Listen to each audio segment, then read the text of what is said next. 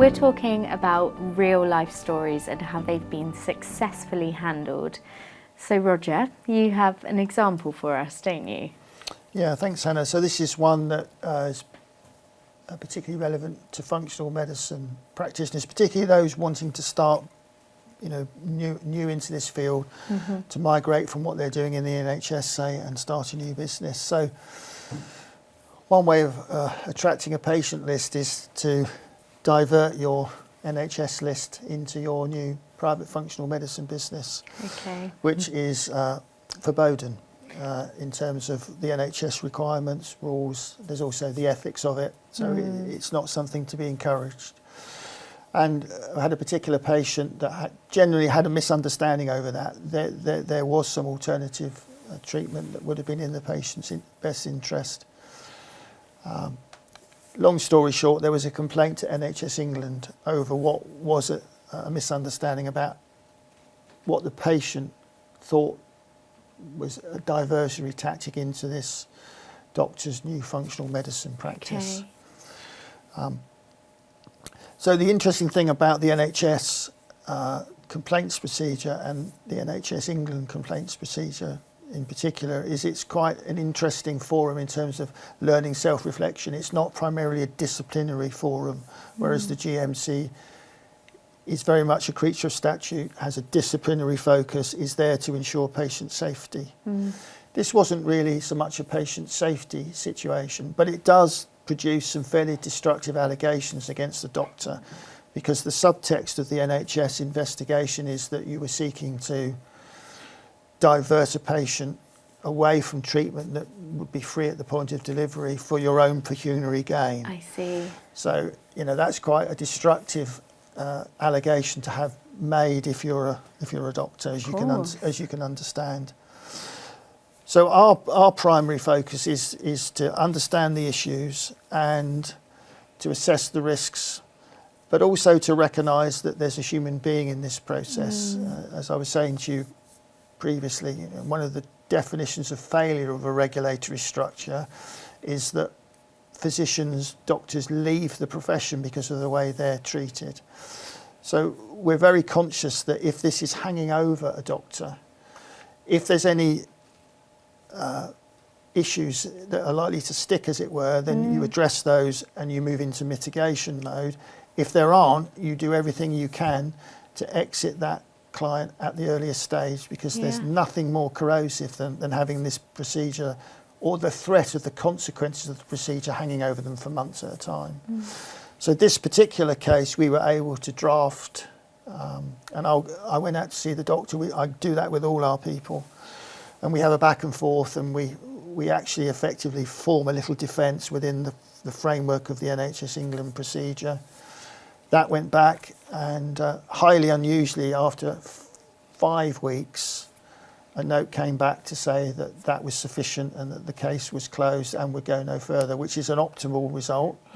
For her, she felt supported. Yes, there were some issues about some relearning and understanding some of the interaction that had gone on. And that's one of the things I would say, all of our clients in our, you see them in bad circumstances, so you're likely to see the worst of them. But, they don't shout and scream and break the crockery. They're very analytical, and if there were learning points to be had, as in this case, they were taken on board, dealt with, evidenced, and the NHS procedure was fulfilled.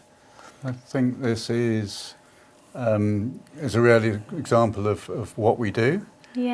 Because I think it's fair to say, Roger, that the sort of standard operating procedure with insurance would be the lady would have had the complaint, she would have phoned up her insurer, her insurer would have appointed solicitors, it would have been straight away adversarial, there would have been a sort of battle with NHS England through the solicitors, she probably would have had some kind of issue landed on her complaint, the insurer would have paid for sure, but that puts a premium up, it would have gone on probably for years with a lot of stress.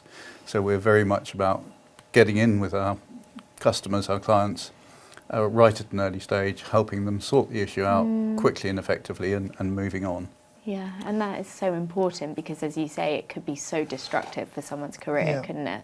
Yeah, I mean, so the other thing that we do, and so this is switching to the GMC as opposed to NHS England, is if you're familiar with the NHS, with the GMC correspondence, they produce things in a certain time. And the initial notification of a complaint that's abridged, so one doesn't know one's accuser, which is an interesting thing in itself, but that's how they work. And they don't actually call for a detailed response at that stage, but we're very much of the school that we give all the information and we give an explanation and we explain the position, even if it's not called for, right at the first opportunity. The objective is to exit our client from the process as soon as possible. And that's achieved through an internal procedure of reviews within the GMC before it goes to anywhere near a formal committee. So we give the earliest opportunity for the GMC to assess the situation and to be satisfied on patient safety. So the accent there is patient safety. With NHS England, yes, patient safety, but it's also learning and various other aspects of the doctor as a professional. With the GMC, it's all about patient safety and the consequences of any risk associated with that. So one of my sort of favourite rounding off phrases in our presentation is that in our submission, for this and this reason, patient safety was not at risk, either at that incident or more broadly. And that generally gets to an early closure. As I say, for all the reasons we speak about, there's nothing positive for these people being trapped in these systems for months, if not years.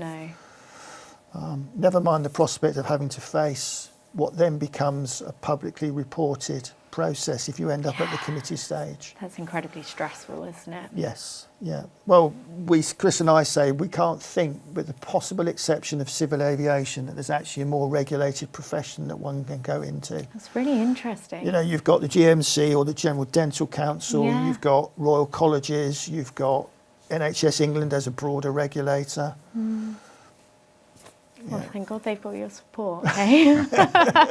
Well, thank you for sharing that. It's really interesting to hear those real life stories and how you've made a positive difference. And for more information and to find out how Owlicity can help you, feel free to visit our website.